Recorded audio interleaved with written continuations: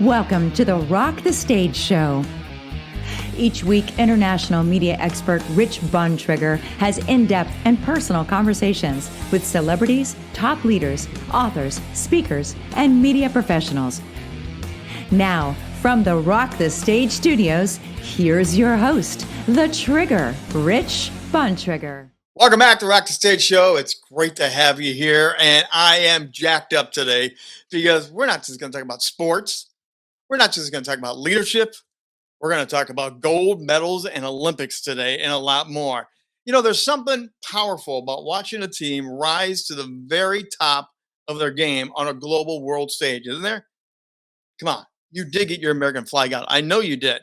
Team USA achieved a historical sweep in hockey at the 2026 Winter Olympics with both the men and the women teams winning the gold.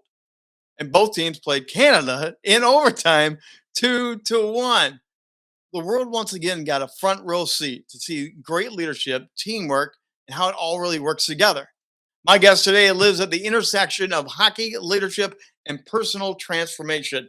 Toni Will is a lifestyle leadership coach, speaker, and general manager of the Kalamazoo Wings, which is a AA professional hockey team, where she leads in a high-pressure, male-dominated professional sports environment. She's passionate about helping people redefine success on their terms, and she's also the creator of the Empower Her conference, designed to bring women together for connection, growth, and honest conversation. So we're going to bring Toni in now. Welcome Toni Will to Rock the Stage Show. Here's Toni Will for an honest conversation. Hi, Rich. Great to have you with us. As we were talking backstage, the Midwest. Oh, I love my Midwestern roots. Me too. I've never left, so I know nothing different other than when I travel. So yeah, Kalamazoo, Michigan, and here I am, 47, almost 48 years later. Loving it. Now, I got to ask you right up front, being that you are in the hockey world, are you still chanting USA, USA, USA right now because of the double historic win? Are you really? Yeah, I mean, who wouldn't be? What proud American wouldn't be? Truly. I mean, and what it did for the sport of hockey, that's already popular this time of year, and in Michigan nonetheless. But oh my gosh, what you couldn't have written a better story. And ironically, I was at the National Sports Forum when the men's team took gold. So that was pretty cool. So I'm old enough to remember the miracle. And Al Michael, do you believe in miracles? We actually skipped church to watch that game. That's how honest I am here today. It was so exciting to watch that happen. Is it kind of that same feeling? Is that same buzz going about because men and women both did it? Yeah, there it definitely is, especially when, you're talking to someone and you read in my intro, I'm a woman in a very male-dominated industry in men's pro hockey. So to see the women's USA team win gold just really solidified the things that I'm passionate about. And, hockey is thought of as a men's sport, but women have been playing for a very long time, and that brought that to center stage. And so I'm even talking about it just gives me chills, and I'm so happy for those women who work so hard to accomplish that. So let's get into this. You are one of the few women in men's professional hockey leading at a very high level. What got you into this? Why did you go that direction? Well, my story is very unconventional. I didn't want to work in sports. I never saw myself working in sports. I was a recreational athlete growing up. And in fact, into my 20s and 30s, I was an endurance athlete doing triathlon and Ironmans and such. But I accidentally fell into this world. I actually spent the first 13 years of my career in retail banking. And then I ran the Chamber of Commerce efforts here in Kalamazoo for a couple years. And then I was looking for change, and I applied for a job that was not hockey. It was actually within the hospitality company, but something that was well beneath my skill set. But I was in my mid-30s. My kids were young, and I didn't want to be the face of anything. And they said that I'm too overqualified. And it was a high-end fashion boutique inside of our marquee hotel downtown Kalamazoo. They asked me, they just said I'd be bored. And I said, I know, and that's okay. And they said, well, we're a talent-based organization. We want to retain talent. So let us get back to you with something else. And I didn't know if that was just a cop out or what, Mhm. but they did. They called me 3 weeks later and they said, we've got the perfect job for you. And I said, what's that? And they said, the Kalamazoo Wings. I go, the hockey team? And they go, yeah. And I said, it's still around because I'm born and raised here. Yeah. And so they laughed. I said, I'm not trying to be funny or rude. And they're like, well, that's the problem. It's been around 40 years. It needs new leadership. It needs someone that knows how to sell, knows how to lead teams, loves Kalamazoo, understands business, and we think you're that person. And my next response was, I don't know beep about hockey. I don't know if I can swear or not, but I'll insert my own beep. And they laughed, and I said, I'm serious. And they said, that's okay. You have all the other things. You at this level of hockey, and I Yeah. always like to explain this. There's the NHL, there's Yep. the AHL, which Yep. is the American Hockey League, and then the ECHL, which is the league the Kalamazoo Wings play in. We Mhm. are affiliated at both those levels, and our players move up and down that system. But at this level of hockey, the general manager is not making player transactions, is not doing anything on the ice. They're everything business and community off the Mhm. ice. So I said yes to the best job I never knew I wanted, along with, Rich, a 35% pay cut because pro sports, while it's sexy, it's not lucrative. So, what was the first leadership lesson you learned as you stumbled into this new world, promotion, talking, community? But what was the first leadership lesson you stop and go, wow, I didn't know I would learn that today? Oh gosh, that's a great question. There were so many. But I would say the first thing I stepped into as a leader when I didn't know what to do was this thought. There must be people that went before me that I can learn from in this league who are in my role. They're Yeah. just in other cities and other communities, and I'm going to call them and I'm Yeah. going to see if I can come visit them and they'll teach me. And so I call that going to the experts, and that's exactly what I did. So, were there other women involved in Yeah. other teams? And again, I've been around the sports world, so I'm just going to call it what it is. Sometimes women in sports are very catty to each other. Mhm. Other times, they can be very open. Did you find to be the catty side, or are they open to receive you and help you find your new path? Very open. So there's the first before me. There is a female general manager in our league, Kristen Ropp. She's with the Cincinnati Cyclones. She has actually been doing this at least a decade before me, but she has chosen not to, take it to the main stage. And it's not because she doesn't support women in sports. She does. It's just that she doesn't want to beat that drum. And she's like, Toni, go for it because you are passionate about it. So she was phenomenal, still is to this day. I call her a wonderful woman. So, before we get really deep into this, I know one of the things you do, you focus a lot on redefining success first. That's really huge because redefining success, especially in a sports world, those highs and lows every day. What made you realize that you got to change that definition, redefine thing of what success was? Well, because my definition of success and say yours, Rich, are going to be totally different based on our Right. goals. Yes. So it's really sitting down and saying, what do I want? So what I do is I sit down and I create a 1-year vision worksheet every year of things I want to accomplish in my life, both personally and professionally. I take that to my team, my clients I coach, and say, okay, what do we want to do this year? And now we have a baseline. Right. Doesn't mean we're going to accomplish everything, but then we actually have a definition of what success would look like.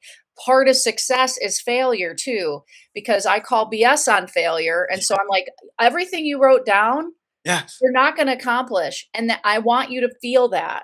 And that's okay. Maybe you don't accomplish it in 2026, but you might accomplish it in 2027. Or maybe you never accomplish it. That's Right. part of life. We fail at things, we're still standing. So it really starts there. And I'm someone that just doesn't talk the talk. I walk it. And because I cannot stand thought leaders who are like, do as I say and they're not freaking doing it. That's not Right. Well, one of the thought leader things is we're multitasking. So, like for you, pro sports, coaching, podcasting, you're an author now. You're rounding it all out as a true thought leader, not just from a sports world, but thought leadership. how do you decide what's worth pursuing and not? Because that's one of those leadership choices. When am I Yes. going to chase? When am I going to let go? Yes. That has taken a lot of inner work. So let me step back and explain how Yes. I do it, because some people are like, how do you do this? Yeah. So one thing I shed one major thing out of my life 5.5 years ago, which was I quit drinking alcohol. And Ah, so I freed up about, and this is just for me, uh, yes. about 800 hours a year, and that's thinking about drinking, actively drinking, recovering from drinking. So I took alcohol out of the picture. Well, guess where all my time that I was sucked up, living it up, I got out of that part of my life that I was supposed to. So now mornings, evenings, weekends, I'm coaching my clients. I'm recording podcasts. I'm writing my book. I'm marketing my book. So it's about what you shed. And if, listen, someone might be like, oh, okay, she had a drinking problem. Yeah, I didn't like my relationship with alcohol, but you can shed. How much TV do people watch a day, a week, a year? You can shed that and get all the time you want to do these projects. So, and I'm just really organized on top of that. And I know how to ask for help. Ah, I know how to ask for help. So I don't know how to produce a podcast. So I know I can talk on camera. That's fine. So yeah. I go to the experts and I'm like, will you help me? And I will pay you to produce my podcast. That's a hobby. And they're like, absolutely. So they're doing that. I have a publisher that's publishing my book. I decided not to self publish. So I go to these experts again to help me. And I'm not just doing this in a silo, it's a team. Well, okay. A, you're doing it as a team, which I'm sure we're going to explore more, but also you are leaning on experts, which is huge. Drop the ego, reach out for help, and get the right people to take you to that next level. There's a lot of leaders that struggle with, hi, can you help me out? Yeah. Why is Well, that barrier there? Why can't they reach? pride, ego, because we like to think we know how to do everything. I have a social media team that I hired just to help with promoting my book and my conference. And I know how to use social media, but I don't want to buy ads and I don't want to do all this stuff. They know how to do that. And so I am pride myself on having humility and being like, I don't know what to do. I didn't know how to run a hockey team. Quite frankly, I didn't even know that my gender was an issue until I looked up like 2 or 3 years in. And I'm like, holy crap, there are no women. There are few women at this table. So that's what I was going to ask you as well. So thanks for bringing that up. Did you have to push in, lean in? How was it when you sat down? Because I know being in the sports world, you have annual meetings, coaches, managers, things, and you sit down and you're probably one of two women in the room, most likely. How did that go down? Well, and that's what's interesting. So while Krista and I are both GMs, I'm the only general manager that is the governor. So let me explain that piece. Yes. So pro sports, for those that don't know, are governed by a board. We're called governors because it's a governorship instead of a board of directors, but very similar framework. But I'm the only female governor ever. The other women that are governors are alternates. They're the backup. And I'm also the only female that's ever been on the executive committee for the entire 40 plus years of this league. And still to this day, I'm the only woman. And I had to fight for that position. So did I lean in? You bet your butt.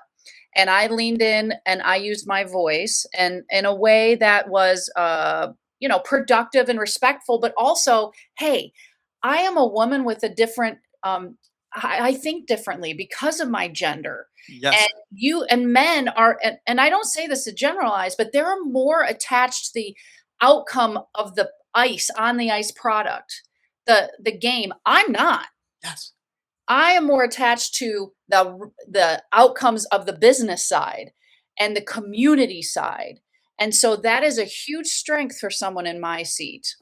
That's what I was going to ask you. What are some of the male female differences? Because I know there are, and people argue with that. They hate hearing that question, but there are differences in how you mentally, emotionally approach this, especially in a high octane male dominant area. Well, I'm going to tell you one big one. Yeah. I hear the word no so many times as a woman in the business world. It Hmm. doesn't even faze me because I'm so used to it. You know who doesn't like hearing the word no? Men in that world. They don't. And so when we go through really challenging times, and I can name 2, COVID, when we shut down, and Yes. then we went through a players strike this past December with the players union, and we lost games and all this stuff. You could see a totally different response from some of the men that are on the board versus us women who have been there a long time, because we're like, there's none. We're used to hearing no. We're used to not getting our way. Right. So you kind of do a little body check when you go in on the boards a little bit.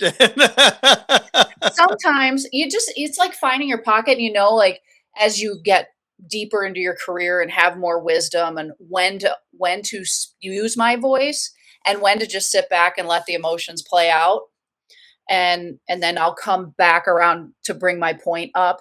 But it's a lot of watching, listening, and then speaking. So let's go to what I mentioned in the open here a little bit about team chemistry and trust. I was a assistant GM with the baseball team. That's part of the role you get into. You have to build that culture, that Yes. DNA. You're a woman in a male dominated culture. So how did you build that chemistry being the outlander? Best, and building culture is actually one of the things I do best, and I Mhm. and I know that, and I'm proud of that. So, my fifth leadership pillar, I have six, but I'm going to go over to five. Five is macro manage, and that is my style of part of building this culture, which is I hire people that I trust. Now, does trust come just because I said, "Hey, you're working for the K Wings"? No, it takes time, Right. and we build synergies. But and I said this in my TEDx, the three most powerful words I say to my staff on nearly a daily basis is, "I trust you," and I mean it. So, what are some of the other ingredients to build that culture? Because leaders are listening, they're watching us right now, because a lot of leaders struggle with building the DNA. So this goes back to the whole person, the 1 year vision worksheet. What are we shedding? So I do some reading and learning. I read my age every year. So 10x is easier than 2x is a book I read last year. And so I bring that to my team. And the first message I have to them is, number one, we're 10xing. And it's not revenue or 10xing. Yes, we will do that, but it's a mindset. And Mindset. so we're moving to a brand new arena here in Kalamazoo that we're building in a year and a half. That's the ultimate 10x. Like, this is a big deal. But you can't 10x and just move to a building and keep your mindset the same. And so, from a culture standpoint, I'm saying, okay, let's sit down and create a plan. Each one of you, I teach them what 10x is. We sit down and we write out that 1 year vision worksheet with their goals. We create battle boards. We meet every month for 30 minutes for accountability, for them to celebrate their goals. I have relationships with each one of them, not just at work, but I mean the whole person. So tell me, how's your grandma doing? How's your cat doing? What's happening in your life? Because in sports, and you know this, we are together an insane amount of time. Yes. This isn't, I want the same person that's in their home, at the grocery store, at church, coming to work. I don't want the work version of them. I want the whole person. Right. And so that's what I teach them, that, and I live that myself. And so hopefully there's some secret sauce in there for everyone to understand parts of how I build culture. So, I'm going to go a little bit deeper with this because now you're talking about, again, the game, the stats are gone. You are talking about the human side. And there's been that long thing I talk about it of the leader sets himself apart, and there's that distance they have to keep because we can't get too enmeshed. You're going the other way. You're saying, I want to be interconnected because we need each other at a more personal, trustworthy level, right? 100%. And that's exactly what I'm doing. I am with them. I am not above them. Yes, they report to me, but they respect me because I truly care about them. And I don't need to be like, oh, I'm not, I'm very transparent with them.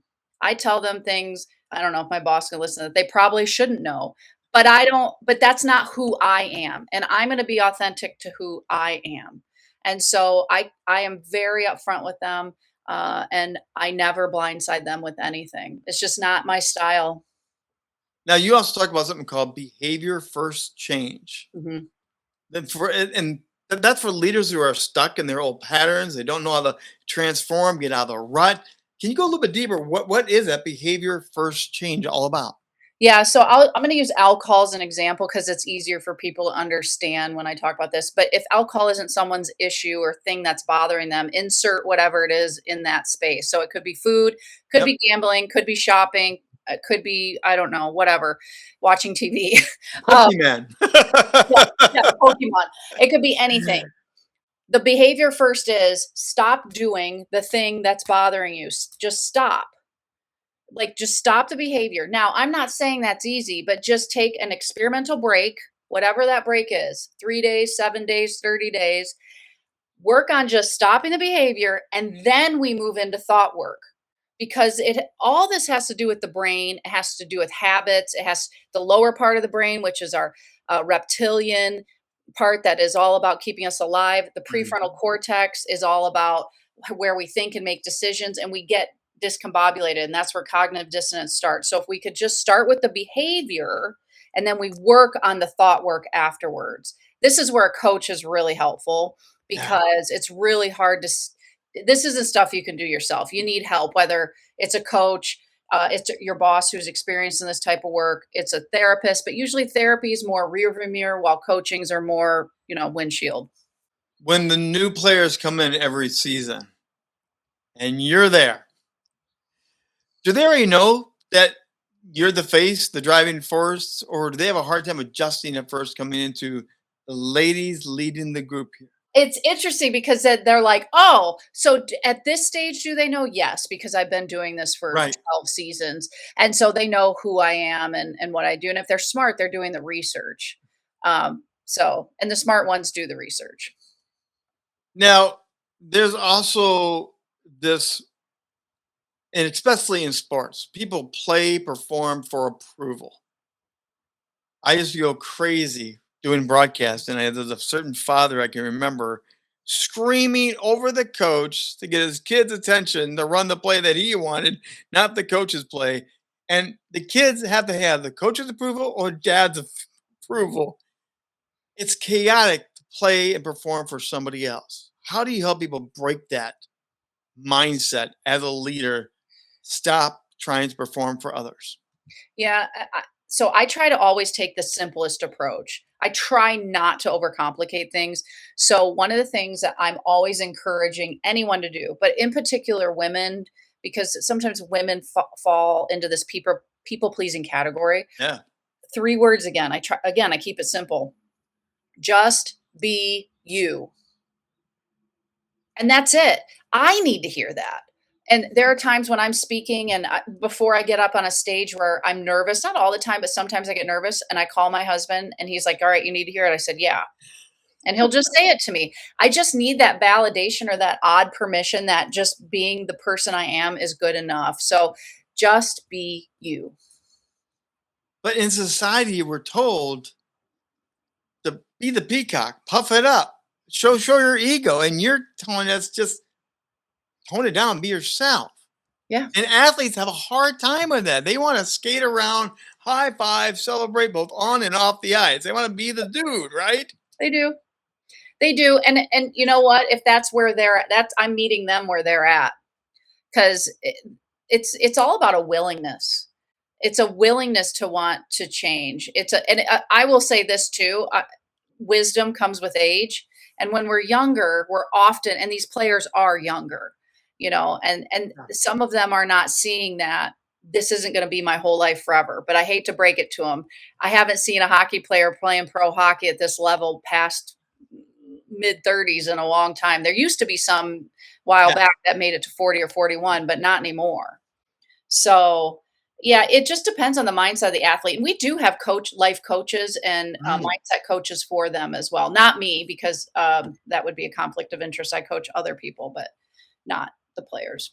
Now, the leadership life lesson here that I want to also pick on is we want results fast in business. We want instantaneous wins, awards, successes, dollars, and signs. And in sports, a lot of players often think we can shortcut this and just win, win, win. Mm. How do you coach around that? That's not really the win that matters. It's like you talked earlier, it's the whole deal. You can learn through loss and other things. Yeah, I wrote a blog about this. It's called Skill Sets versus Shortcuts. Mm, And really it's about creating the skill set in whatever it is, whether you're a pro player, if you're, right wing, are you perfecting that skill set as a right winger? mm. Or if you're a goalie, are you perfecting the skill sets that it takes to be a goalie and all the different exercises you need to do? Or, and I'll go back to this right wing analogy. Are you working with your line? Right? Because it's not just you, it's your teammates on the front line. There are the three of you. So there's a lot to be said. Like, it's the mundane. It's the skill sets are built in the mundane. It's the getting up, going to the gym, eating right, drinking water, making smart choices, going to the rink if I'm the player. It's in the mundane for those of us in the front office. Oh, It's in the mundane and the non-sexy. It is, and the stuff that comes out of that, the big moments are just that. It's a moment. It's really built in the day to day. And so understanding that mindset and teaching this, learning the skill sets and solidifying that and not trying to find shortcuts. do you think the Olympians that just won the gold right now are just now beginning to even ponder what you just said? Because the high, the win, the glory, the Wheaties boxes, what the trip to Disney, or how long does it take for that mentality to really come around after that big of success, for example? Yeah, only they can answer that, but I'm sure when you get home, and I think of this, sometimes people say, I can't believe I'm meeting you. You've done X, Y, and Z, but I still just go home and put on my pajamas and watch Survivor, like anyone else. And so I don't look at myself that way. And I think for me, and I'm not an Olympian, I'm not a gold medal Olympian for that matter, but I think that, they're probably grounded enough to be like, wow, I really want to let this moment sink in because it's a moment. Yes. That's what I tried to teach and coach some of our players as well, was like, take it in. Don't rush to the next thing. Just sit in the moment. It's really powerful when you let that happen. Yeah. Now, your book, Rebellious Success, Yes. you are challenging these traditions that we're talking about right now. You're breaking boundaries. Did you ever think you were going to be a boundary breaker yourself? Did you ever see yourself as a rebellious one out there? So the not shocking answer, yes. I've always been my dad. If my dad were on this podcast, he would tell you the minute I came out of the womb, I was just always, he would tell these stories about how I would push, I was a little toddler, push things off the coffee table that I wasn't supposed to. And he'd be like, Toni, no. And I'd still do it. So have I always colored outside the lines? Yeah. Yeah. Yeah, I have. So you also are creator of Empower Her Conference. Mhm. You're creating space further. This is off the rink now, going Yes. back to the women's side of things. So you're bridging the gap to get to women. Yes. How intentional was that to bridge that gap from sports to leadership, everything you did? And now I'm going to jump into the women arena and make my own conference. No, that was not on the bingo card. Oh, really? No. My whole story's like that. Nope. So what happened was I was having lunch with some of our leadership from Discover Kalamazoo, which is our tourism bureau here, like every community has. And I said, one of my dreams at some point is to have a women's leadership conference in Kalamazoo. And they looked at me and they said, Toni, if you build it, we'll sponsor it. And I'm like, really? Wow. So I was like, well, if I'm going to do it, I would connect it to a K-Wings game and we do a Hockey for Her or an Empower Her game each year because I want people to experience that side of things and come to the game as well. And they said, well, it's coming up in like 3 months. You could connect it. I go, you think I could put together a conference? I've never put together a conference in 100 days.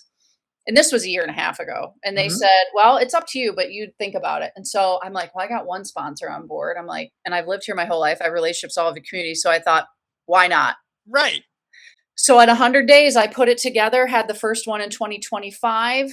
It was a huge success. So I thought, well, let's bring it back in 2026. And so, and what was really important to me, it's coming up actually this weekend, March 13th and 14th. But what was really important to me was one that was in Kalamazoo, my town, my hometown, Mhm. and that it was women of all walks of life, any age. It didn't matter what you do for a living, what you have goals professionally, what you do personally, and that it was a boutique style. So I keep it intimate and I Oh. keep it in one room, no breakouts, because then you have to choose. And I'm like, let's just stay together. And so those were some of the things that were important to me. And here we are. And I get to launch my book, which I didn't plan on it all aligning, but it did. So, what are the struggles of women leaders right now? What are the things you're hearing are the pain points, the thing they're butting their heads against? So a big one is the I forget the label I want to use for this, but essentially a woman will bring an idea to the table or a thought to the table and it'll be pushed aside, and then maybe 10 minutes later or 3 meetings later it'll be brought back up as the By best a man. by a man By a as man. best idea on planet Earth. Yeah. So that's one of them. Another one is finding your voice and like how do I speak up and say what I want to say, cuz women are afraid to do that. Another one is even getting a seat at the table. How do I get a seat at that boys club table? So those are a lot of the things. And then the other part of it is just on the personal side is financially. Like, how do I be in a partnership, a relationship, but still have my own autonomy and agency with finances? And so we're bringing all of that to this year's conference. Some of these things sound like they've been around forever. These are not new concepts. How can we keep to be banging on the same headache over and over again? Yeah, I think it's fear. I think it's fear and not knowing. And confidence is such a big one for women. Mm. And I find that women often are comparing themselves to each other a lot. And we think that our lives is this Instagram highlight reel, but that's not real life. So when you get authentic people like me who are willing to say, listen, my life can be a shit show. I opened my book up with my arrest.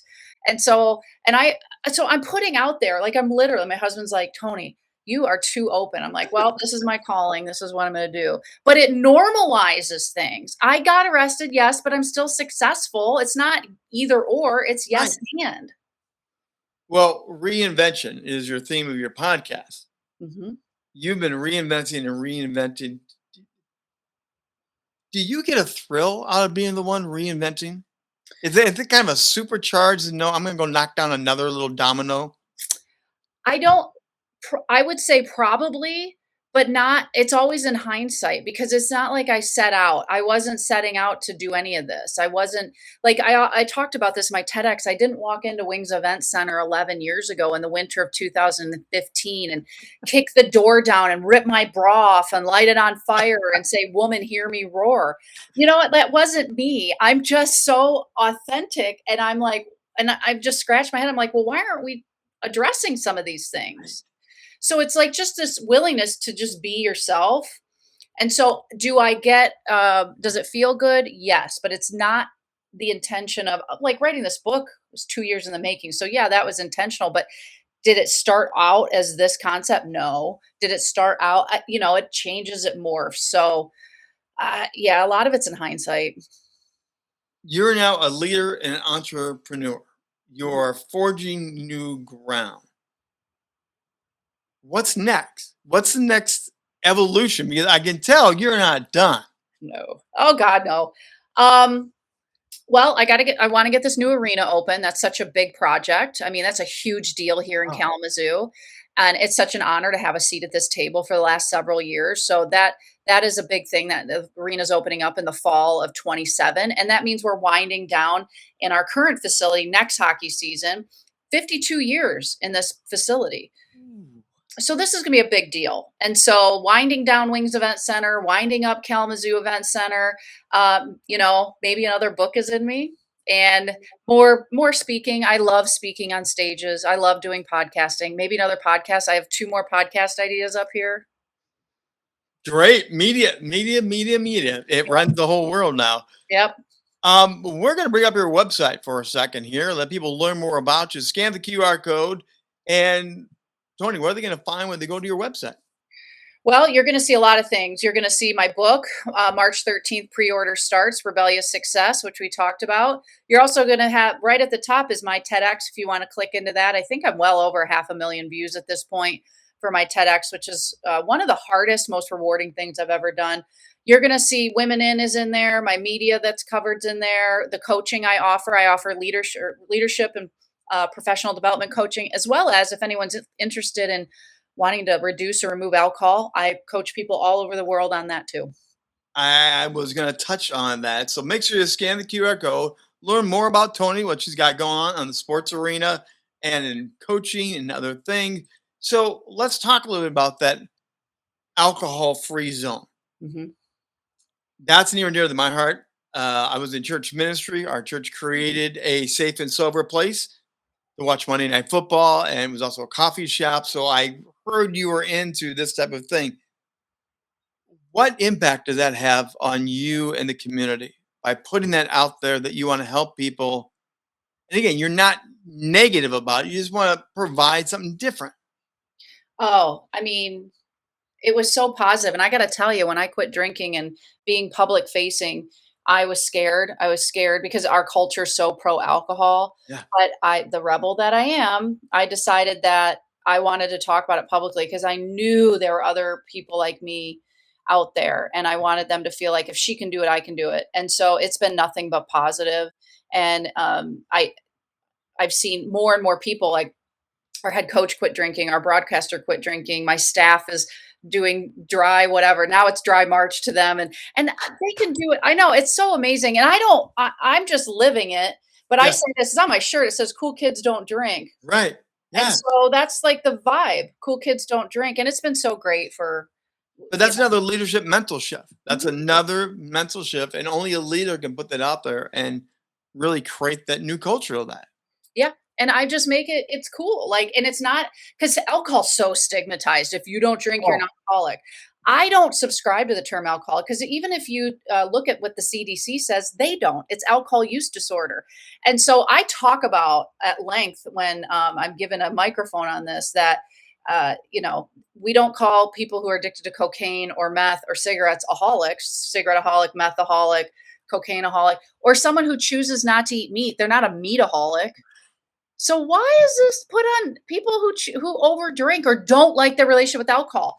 So I'm really passionate about making it cool just to be substance free. all right. We're going to flip the tables here a little bit. We're going to have a little lighter side as we're heading for the finish line here today with Toni. We're going to talk about the hockey locker room for a second here. Hockey locker rooms have their own culture, personalities. What's one funny or surprising behind the scene moments that you can share that you've never told before? Oh, well, this will probably be somewhat obvious. I need to call down to the locker room before I arrive Yes. because it has happened more than once. If I walk down there, I did not know how comfortable they are in their own skin. And I've never talked about this on a podcast before, but I don't mind. But so what I do, here's a pro tip. And I always keep my head down, even if I call and look at the ground as I'm walking in, just in case, because I don't want to embarrass Yes. the men. Yes. I really don't. And and it's helped me because I'm like, oh, and yeah, there you go. Toni, those are your feet, right, Toni? No. I just look down and they're like, "Oh, Miss Will." I'm like, "It's okay. I didn't see anything." And because they're comfortable down there. That's their home away from home, even if I call. So All right, I'm going to give you a rapid fire, 3 in a row here. great. Play along here. What's your favorite hockey movie? Mm, Tick, tick, probably tick. Slapshot. Favorite arena snack? Oh, a pretzel for sure. And what's the song that fires you up for any game, any event? Oh, Thunderstruck, AC/DC. Woo! Toni Will, it's been a pleasure to have you on Rock the Stage Show here tonight. Before we wind down, what is the best piece of advice you could give for a woman leader who's trying to break down the walls, trying to move forward, not because she wants to be a big stud or make a big wave, she just wants to advance? Yeah. Find like-minded women and find that community of women and learn from them.